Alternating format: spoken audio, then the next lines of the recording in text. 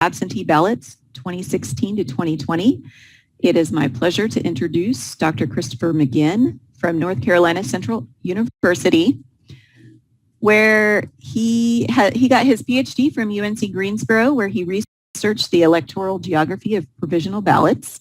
He began his teaching career at North Carolina Central University, where he serves as a broad-based human geographer. His primary research focus is on electoral geography of election administration at various scales. And I will hand this over to Dr. Mcginn to get started today.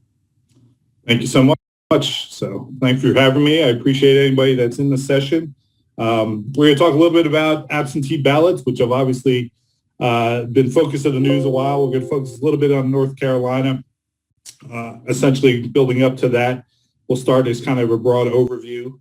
I was talking to colleagues beforehand, and a little bit of my background is before I became a faculty member at North Carolina Central, I did work in elections offices for about 12 or 13 years, actually running elections and administering elections. So this election season was pretty unique and pretty interesting. I was glad I wasn't necessarily in the office anymore, but could study it on the outside. So we'll work ourselves up from a wide range scale, and then we'll kind of hone down to some of the research that me and Dr. Mulrooney, who presented yesterday, have done on these absentee ballots specifically here.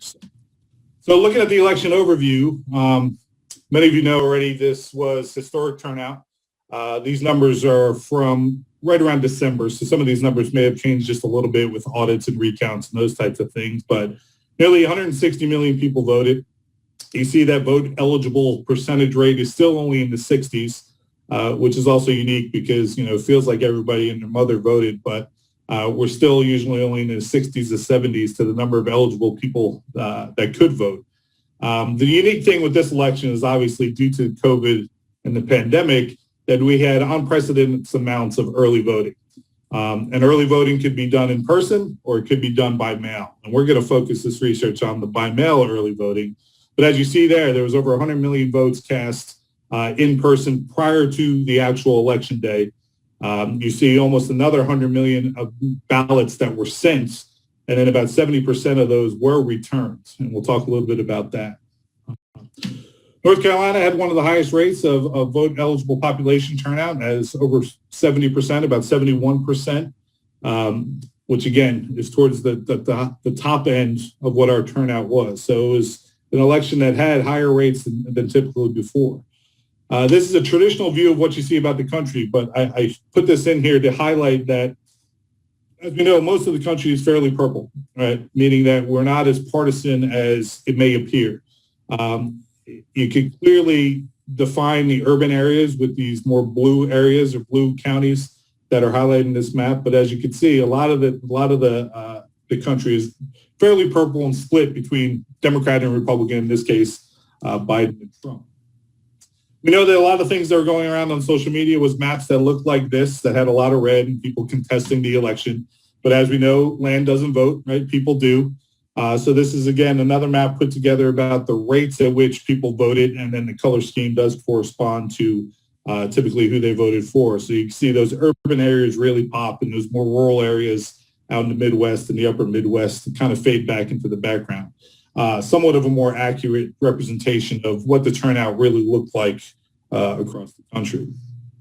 When we look at that turnout, we see that essentially these orange check marks or the purple dash marks are plus or minus turnout trend based on a comparison to 2016. So as you can see, overwhelmingly, almost all across the country, turnout was higher. In some places, a lot greater than it had been in 2016. This doesn't account for who they're voting for, it's just turnout. There were some lower turnout rates. You see along the Mississippi there, through Arkansas and southern part of Arizona. But generally speaking, almost every jurisdiction in the country had higher turnout rates as compared to 2016. With that said, the vote share, again, kind of unique representations here of how they trended towards a specific candidate, whether that be towards President Trump in red or President Biden in blue. So once again, you see it kind of makes a mess, and you see these trends that exist in certain geographic areas, which we know. Now, one of the big things that took place and still being discussed today on the news is, of course, absentee ballots. and the way that the absentee vote went nationwide. Generally, this term absentee ballot has been historically used just to describe any ballot that's cast outside your polling place. So even during people voting during early voting, even in person, as you go to some of these mega sites, that is still considered an absentee ballot because you're outside of your assigned polling place. Absentee voting has been around forever. Right? It's been around since the Civil War. It's always been intended to accommodate soldiers. Historically, it's been intended to accommodate not only soldiers, but also people living overseas, which we'll take a look at in just a second. And then it's been expanded more and more to allow people to vote based on convenience. As early voting and some of the laws have been passed probably starting in early 2000, in the 2000 election with early voting being expanded, absentee rules also got expanded. And what we see is that trend has continued since 2006. In-person election day voting has dropped from roughly 80% of the country down to about 60%. You see early voting has increased, and then the percentage of voters who mailed in their ballot increased significantly. And again, a lot of that had to do with the ongoing pandemic and the safety issues that came about. The one thing I do want to point out is that all absentee ballots, whether they're in person or mailed, are retrievable and verifiable. So essentially what that means is that they can, if court ordered, they can go in and if you voted absentee, whether that was on a machine in person or whether that be through the mail, I could pull your ballot out of that stack and see exactly who you voted for. So by casting an absentee ballot, you almost waive your secrecy in some sense. Now, people don't do that. Court orders don't happen. But I bring that up because it tries to address this concern that all kinds of dead people and fake people and people that aren't alive are casting these ballots, right? You actually have the ability to audit these votes, which is done in a lot of places here. With the ongoing pandemic, what we saw is that there was a lot of jurisdictions that went through and changed some of their absentee ballot rules, right? So what you see on this map here is those blue states. You have Washington, Oregon, Utah, and Colorado. They had used all mail elections prior to 2020. Washington State going the farthest back, I want to say back almost to 2012. But essentially, they mail ballots to all registered voters prior to pandemic. Right? They still only get about 70% return rate. What you see is the yellow states, New Hampshire, New Jersey, Nevada, and California, they decided to change their policy. And for this election, they would mail every registered voter a ballot. Now, this caused some concern, especially raised by certain campaigns about the fraud that may occur. I grew up in New Jersey. My mom still lives in New Jersey. I have plenty of friends on social media from New Jersey that pose some of the issues that come about from this. But again, this was a way to try to address the ongoing pandemic. The red states, which are the only overwhelming majority of them, provide absentee ballots to anybody that requests them without having to have an excuse, right? So you can just say, hey, I want to stay home. I don't want to go out, regardless of the pandemic or anything like that. The green states relaxed their excuses due to the pandemic. And then those orange states, you see Indiana, Missouri, Tennessee, Mississippi, Louisiana, and Texas, they said, nope, we're still keeping our excuses and they have to be valid, or you have to lie and sign off that you're lying on requesting that absentee ballot. Right? The way these rules go, again, the green states, anybody can request a ballot. All right? The yellow states, everybody gets a ballot. The red states, if you were registered, you got a ballot. And then the blue states had strict rules about requesting a ballot. So there was only certain people that could go about with those types of excuses. The deadlines. This was something that has been on the news and was talked about and was misportrayed, let's say, a lot of times. So if you watch the news and if you enter elections, you would have known that official results on election night mean nothing, right? Those are unofficial. Each state has a canvass date, usually 10 days after the election. In North Carolina, it's 10 days after the federal election, where they canvass all the votes. Right, the board meets, a bipartisan board. It's open to observers, and this is where they reconcile all the votes. Oftentimes, that's where they reconcile and add in a lot of these absentee ballots that have been received. So what you see here by these mail deadlines is the green states, you had to be received in the office, right? The actual ballot had to be received in the office by election day. In some cases, by the time the polls close, so depending on the polls closing. Those red states, it had to be postmarked by Election Day, which we know, and some of you may have experienced, that the post office was having some issues this year. I received a Christmas card that was dated December 19th. I received it January 16th or something like that from my aunt in Maryland. So we know we had some delays. In theory, right, if that absentee ballot was received in the office prior to canvass and postmarked by November 3rd, it would be determined to be counted and those votes be counted. Right? You see the yellow states are postmarked by the day prior to the election. And then Louisiana, they had to be in the office prior to election day. Right? So these rules vary state to state, which lends itself to some of the confusion, some of the misinformation that national news outlets portray because there's not consistent. The authenticity of the ballot, again, there's usually a rigorous verification process that goes forward. Some states more rigorous than others. All those yellow states have signature comparisons, meaning that you compare a signature on file to the signature on the envelope. The orange states, including North Carolina, require a witness signature as well as the voter's signature. So literally somebody else has to sign off and saying, yes, it was Chris Mcginn that cast this ballot. Some states are really strict and require a notary. Right? So there's different verifications to whether these things will count or not. And then the processing timelines also became a big issue in discussion. Right? So when they refer to processing timelines, it's essentially when can we start opening the mail and start counting these ballots. Right? You see, Mississippi is the only state that can start after the polls close on Election Day. So if I'm not mistaken, Mississippi is 8 p.m. Eastern time. I think it's 7 Central. That's when they could finally start opening the envelopes and start processing those ballots. The red states can start what they call pre-processing the ballots, meaning you could open up the envelopes, you could start running those ballots through a tabulator. You cannot finalize the tabulation, but you could start what they say pre-processing prior to Election Day. And all this is done by board supervision, right? All this is done by a bipartisan board. And then those green states, again, have to wait on Election Day to start processing those ballots. So in the case, and I'll point out Pennsylvania, where they're processing ballots and it was on the news all night long, one of the issues were that they couldn't open these millions and millions of ballots cast until Election Day.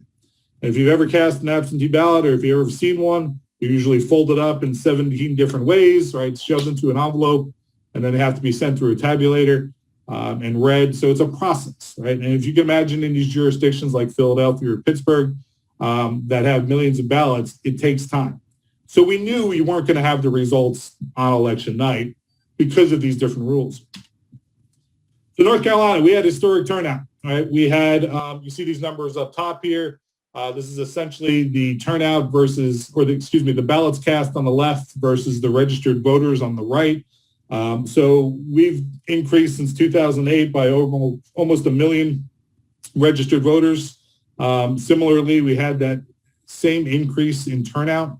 You can see 2008 was historic turnout, the first time Barack Obama ran.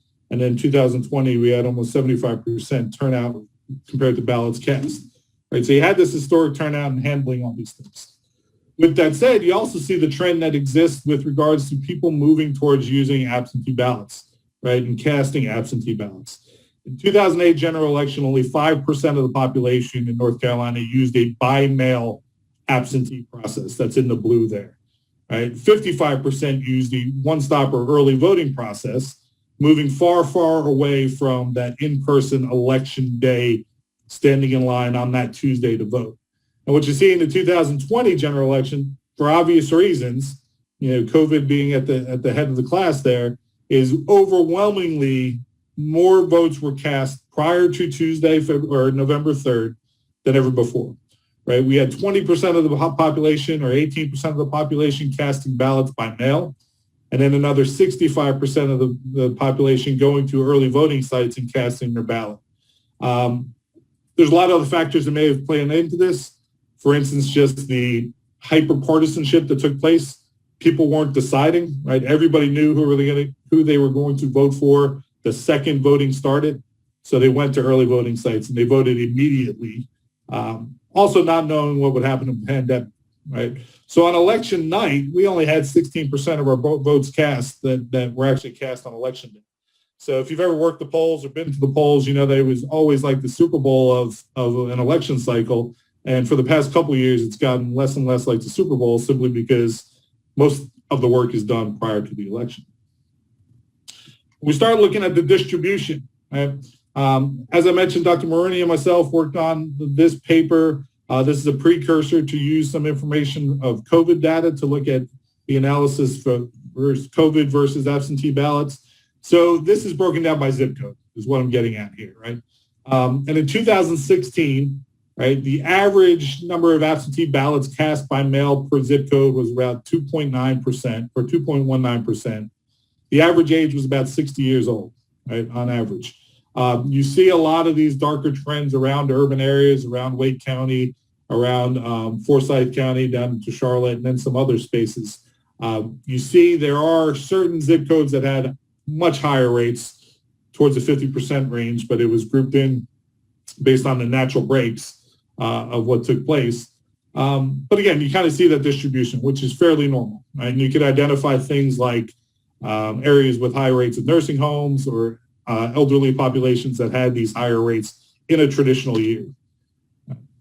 Through this process, what we did was we did a hotspot analysis or spatial cluster analysis, right? Essentially trying to identify, you see on the right there, zip codes that had high percentages of mail-in ballots next to other zip codes that had high percentages of mail-in ballots. And then cold spots would be the opposite. Areas that had low numbers or below average numbers of mail-in ballots next to other mail-in ballots. And the hotspots really pop in this first map in 2016. Again, you see in the Wake County, Durham, Orange County area, you see the Forsyth County area, Mecklenburg, and then we had these weird hotspots that existed here in Bladen County, which can be attributed to a number of different things. We anticipate that some of those hotspots down there in the more rural Bladen County area might have something to do with local issues or with the local congressional race that was more heated in 2016 than the presidential race. Right? We had some cold spots up here in Edgecombe, down here in Onslow, and down here in Columbus and Robeson County area. But again, not too dramatic moving forward there. When you look at the characteristics of these hotspots and cold spots, you do see some very distinct characteristics that stand out, right? The hotspots had higher median household incomes compared to the cold spots. The hotspots generally had lower percentages of minority populations, and those hotspots were generally in areas with high population density compared to those cold spots, which are more rural. Again, there's a number of factors that play into this. The population density factors had a lot to do not only with urban areas, but where you would find nursing homes and retirement communities and some of those things. The minority population and median household income gets to this kind of civic engagement and this idea of understanding the civic process that has general characteristics that play out and follow along race and income lines. We'll look at 2020 here. We see, again, the percentage mail-in increases dramatically. You see a lot more dark red in a lot of different places. You see very few areas that had low percentages. The average percentage of number of ballots per zip code jumped from 2 to 10%, and the median age decreased. Right? It decreased by 3 or 4 years, which doesn't seem necessarily so significant. But as you start getting into play and having such an increase in ballots, you start to realize that it played a major role here. What you really see in 2020 is these emergence of cold clusters. Right? You see the hot spots and the hot clusters that existed, again, around these urban corridors. You see Asheville come in, Charlotte, Mecklenburg, Wilmington, the triangle, and a little bit of the triad. But then you had these cold spots come up. And we anticipate, or we theorize that these cold spots had a lot to do with that anti-mail, anti-distrust of the process that existed in today's or in this election's kind of atmosphere, right? Up here, you have majority minority counties, which, as we'll see, have higher cold spots. And we think this gets back to this idea that these majority minority counties historically have been disenfranchised, so also led to a distrust in the process. We also know that, there was issues with post office and some partisan issues with the post office that were put out there in the public sphere, that we think that this distrust led to some groups that historically have been marginalizing, not utilizing that that by mail absentee policy there. As we look at the breakdown, again, still similar patterns, right? Higher income, higher population density, lower minority percentage compared to those cold spots. So we had rural areas that really didn't want to use the by mail, right? And then we had urban areas that did. What's interesting with this 2020 election, if you've been involved in elections, is this has kind of done a full switch, right? Historically, when you're in election administration or if you're an elected official, by partisan nature, Republicans historically used the by-mail election process to a greater extent than Democrats. Democrats generally use the in-person early voting to a greater extent, which is kind of evident here, right? What we see here is the blue graph on the right. This is 2016, percentages by mail cast based on party affiliation. And then the orange in the back is 2020, which explains a lot. On the left, we kind of have a breakdown, right, which is a lot of numbers, Shannon, I'll go over in just a little bit. The big thing to look at is down the bottom here, this dramatic increase. Right? In 2016, there was only just under 200,000 absentee by mail ballots counted. Jump to 2020, and it's tenfold that. We're at 1 million absentee by mail. So you can imagine the administrative strain that's not only put on elections offices, but you can imagine the change in demographics that occurred. But as I said, historically, Republicans voted using by-mail absentee at a higher rate than Democrats historically until you get to 2020. Right? In 2020, you see overwhelmingly Democrats voted at a higher rate than Republicans using the by-mail absentee rate. We have a couple other parties that were recognized that are arbitrary, the Constitutional Party, the Green Party, and the Libertarians, which weren't necessarily recognized in 2016. Right? Unaffiliateds generally kicked up a little bit, but the most dramatic switch was that switch from Republican to Democrat. And again, a lot of that focused around the dialogue that was coming from the White House at the time, and a lot of the dialogue that was kind of being discussed in a partisan nature of what's safe, what's fraud, what's rigged. And then this all gets into the big realm that we're living under the COVID umbrella, right?